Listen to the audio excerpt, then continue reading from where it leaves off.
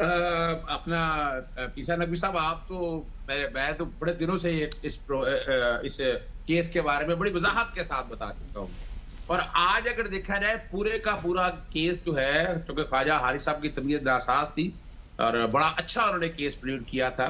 आज सरदार लतीफ खोसर साहब ने 6 पॉइंट सामने रख दिए हैं। एक तो हमेशा हमेशा आप अपने कानून की जुबान में कहते हैं, जब दायरा इख्तियार नहीं है तो आप चल नहीं सकते, पहले दायरा इख्तियार तय करना। और इस्लामाबाद हाईकोर्ट 3 दफा भेजती है नीचे उनको, जज साहब को, हालांकि वो खुद फैसला करना चाहिए था, नहीं किया उन्होंने। फिर हमने आखिरी 7 दिनों की हियरिंग में क्या हुआ, 342 का स्टेटमेंट आया, इमरान खान साहब ने कहा मैं शहादतें पेश की 2 तारीख को। उन्होंने कहा जी अपना 12:30 बजे तक ले आए। 12:30 बजे वो कहां से लेके बताया गया, वो दूर तक टाइम दे रहे, उन्होंने वो डिस्मिस कर दिया, रेलेवेंट ही नहीं है। उसके बाद इस्लामाबाद हाईकोर्ट ने हियरिंग की, उसने कहा जी पहले दायरा इख्तियार तय करें। वो 4 तारीख को आता है, तो 4 तारीख को बताते हैं पहले दायरा इख्तियार तय करें। और आपको पता है ख्वाजा हारिस साहब के मुंशी को लेकर चला गया, वो सुप्रीम कोर्ट में यही दरखास्त सुप्रीम कोर्ट में हियरिंग की है, वो फाइल की गई कि ये जुरिसडिक्शन इशू है, कि जुडिशियल रिव्यू में हाई कोर्ट ने फैसला करना है, फिर आगे जाए। और फिर आपने देख लिया राइट टू फेयर ट्रायल नहीं मिला, ड्यू प्रोसेस ऑफ लॉ नहीं हुआ, जिस तेजी से हेस से फैसला हुआ। और जज साहब को स्पेशली बुलाया गया, फिर जज साहब का 4 तारीख को इंग्लैंड जाने का नोटिफिकेशन भी आ गया, और वो 5 को फैसला सुनाने के बाद 12 बजे रिजर्व किया, 12:30 बजे सुनाया, और शाम को वो इंग्लैंड लंदन पहुंच चुके थे। ये तो सारा कुछ आप लोगों ने देख लिया। अब इन चीजों को अगर सामने रख के मुझसे पूछते हैं अगर आप, तो जो 2 घंटे की ये पूरी जो अपील है, ये 2 घंटे की मार है। 2 घंटे के अंदर अंदर सारा फैसला हो सकता है, ये सारे का सारा कलअदम हो सकता है। अगर चलो नहीं वो करना चाहते तो कम से कम कल मुअत्तल जरूर होगा ये फैसला।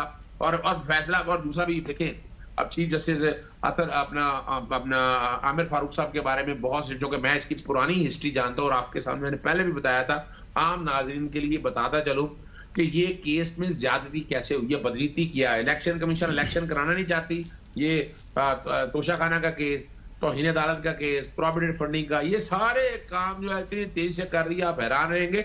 ये वाला केस को आज का नहीं है, ये पिछले जो 3 साल थे, तकरीबन 3 साल से ज्यादा टाइम बार्ड है, यानी वक्त गुजर गया। 120 दिनों के अंदर अंदर करना चाहिए था, जब आप एनुअल रिटर्न दिसंबर में जमा कराते हैं, नहीं किया।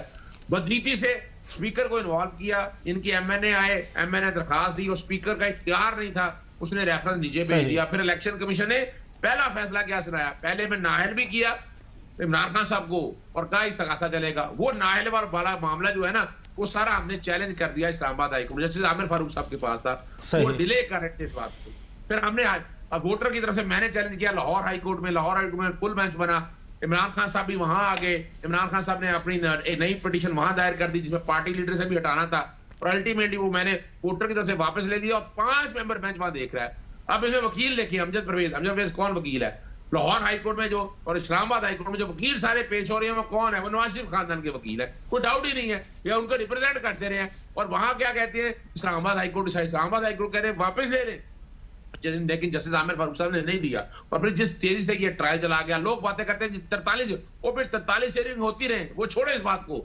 सवाल है कि ये जो आखिरी 7 दिनों की हियरिंग है, जिसके अंदर कहा गया 342 के स्टेटमेंट में हम गवाहियां पेश करना चाहते हैं, गवाहियां पेश करने की इजाजत नहीं दी गई। फिर जुरिसडिक्शन को तय करना था, नहीं तय किया। इस्लामाबाद हाईकोर्ट 3 दफा नीचे भेज रही है। अच्छा, आपकी अंडरस्टैंडिंग यही है कि 2 घंटे में इस मामले को शायद निपटा दिया जाए, या कम से कम आप ये समझते हैं कि निपटा दिया जा सकता है?